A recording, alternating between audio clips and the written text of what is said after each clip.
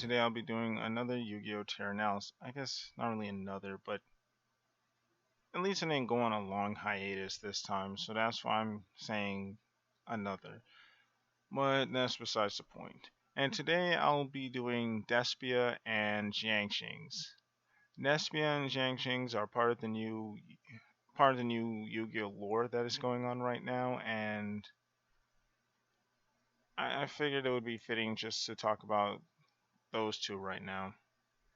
So first up, I have Despia, and Despia, they're a fusion archetype, and all their main deck monsters are fairies, and all their extra deck monsters are fiends.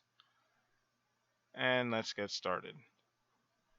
For the pros, Master Rule 5, that's a given, especially since this deck does want to fusion summon as much as possible. It also has great boss monsters. Most of their fusion monsters are pretty good and decent, except for the one with the highest amount of attack. But if it's any consolation, it has the highest amount of attack.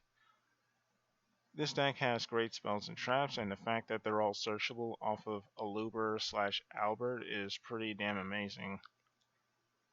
Matter of fact, it's the spells and traps that kind of make this deck, and it's also Albert that makes this deck, because it searches those spells and traps with great ease and consistency, which also brings up consistency.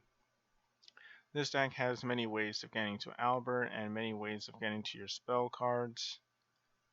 Most notably, I forgot the name of the field spell, but yeah, basically the field spell that allows you to perform most of your fusion summons, which is also a really good field spell, by the way.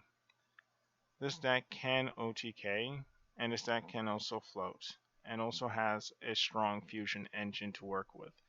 Not to mention, one thing I really do like about this deck is it works well with the Stigmatica cards that we got previously that didn't really do all that well, but it utilizes them to their fullest, as well as allow you to support the whole Albaz, the whole Albaz. Forgot. I'm trying to think of the word. Basically, the whole Albaz engine. This deck can make absolute good use of it. And for the cons, this deck is too reliant on Albert/Alibert. Like I mentioned, this deck lives and dies off of some of their spell cards, and you desperately need Albert or Aluber to actually resolve. And if you've seen that duel video I put out between my Sylvans and my opponent's Albert, I mean, that is pretty much what this deck has become, Albert or Aluber.deck. Because I prevented him from resolving Aluber most of the time, he was practically unable to play, and he just ended up bricking a lot. This deck isn't really too good going first, because going first, all you can do is just put out a fusion monster or set a monster and pass. Or just normal summon Aluber and pass. And lastly, they can't play through multiple negations or interruptions, because this deck is, I wouldn't exactly call it frail. They do have some defensive ability, but most of their defense comes in the form of their boss monsters, which float into other monsters, and said other monsters float into more things. But aside from that, yeah, they are pretty frail, but not too frail. I should cut that out of the video. Anyways, and for its stats, I would give this deck a 3.5 out of 5 in power, a 3 out of 5 in defense, a 3 out of 5 in recovery, because, if you float into Albert or Luber, you can just search a card, and then on your turn you draw another card. That can easily help you get back into the game, especially if you're losing. For versatility, I give this deck a 2.5 out of 5, which is kind of strange considering that this deck is somewhat of a toolbox deck. But at the same time, they don't really have that much diversity among effects. Some of the fusion monsters in the deck basically make it so you can run over most of your opponent's monsters by battle, and some allow you to burn your opponent every time they activate a card or effect. And I guess some of them also do float, but my point is they don't really have many things that can help you out in certain situations. For a tool, yeah, for a toolbox deck, they don't really have that many options to use when it comes to fusion summoning. And for consistency, I'd give this deck a 3.5 out of 5 or even a 5 out of 5. There's many ways you can get to your Albert, and there's many ways you can get to your Despia Theater. I think that's what the field spell is called. So, all in all, I'll give this deck a tier 2.5. It's a really decent deck. I'd say it's better than the average deck, hence why it's above a tier 3. But at the same time, I still think it has a ways to go before it becomes anything higher than tier 2.5. Next and lastly, we have Xiangjing. And I guess there isn't too much to say about Xiangjings that most people don't already know. They are a meta deck in the OCG and they are incredibly powerful. They're basically a synchro version of Zodiacs.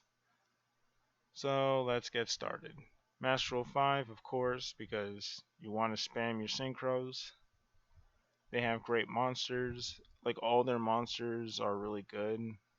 I think the only miss in the deck is the Auspicious Beast. And even then, that one isn't all that bad. They have an instant synchro mechanic, just like Zodiac, where you just normal summon one monster. It doesn't even have to be normal summon, but you just summon one monster and then you can immediately exceed summon. This is practically what this deck does. You summon your main deck monster, they spawn a token, which is a tuner, always, and then that's just an instant synchro right there. And the monsters you can summon off of that are incredibly powerful. Not to mention, you also have a lot of access to other Worm synchros. Matter of fact, I don't even think you're locked into Worm synchros. You can just go into any synchro you want. So, just the ability to spawn tokens that are level 4 tuners are pretty busted. Especially when you get to the spells and traps, which for some reason I haven't put here.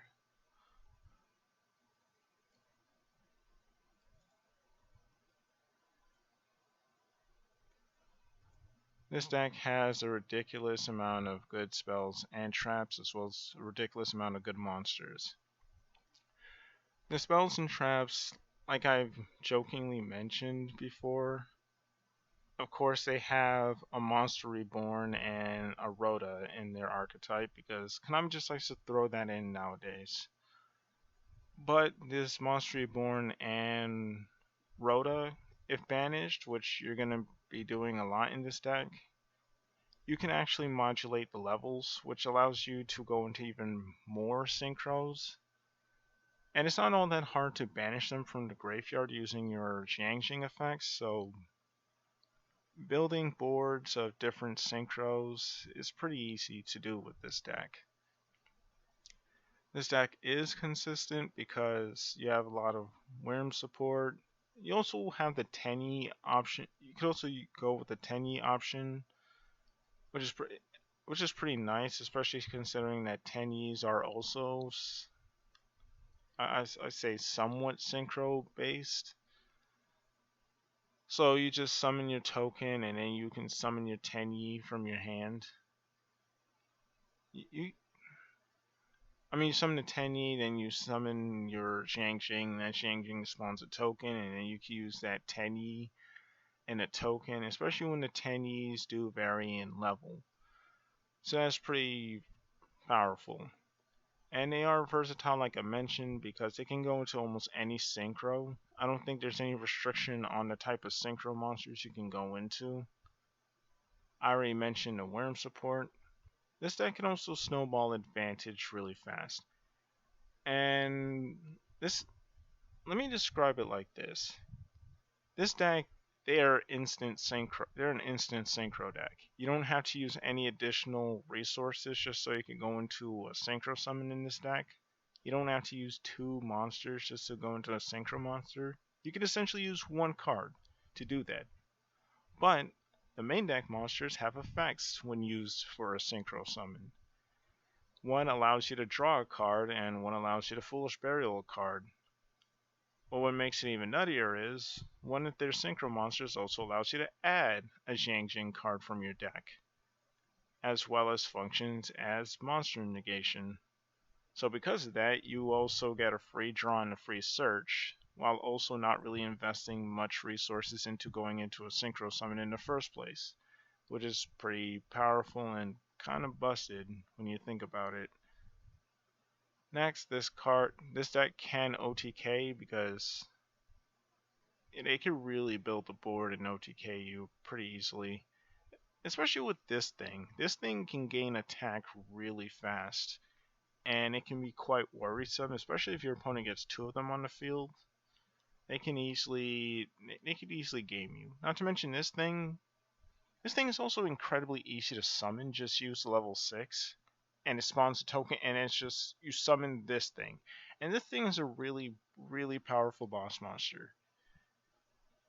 It can protect itself from being destroyed by a card effect. It gains 100 attack for each banished card, while your monsters lose 100 attack and defense. That's pretty powerful. But then when a card is banished, and again, you can trigger that yourself, especially if you get this and the other Synchron on the field, which is ridiculously easy to do. You can also just banish a card. You don't even have to target.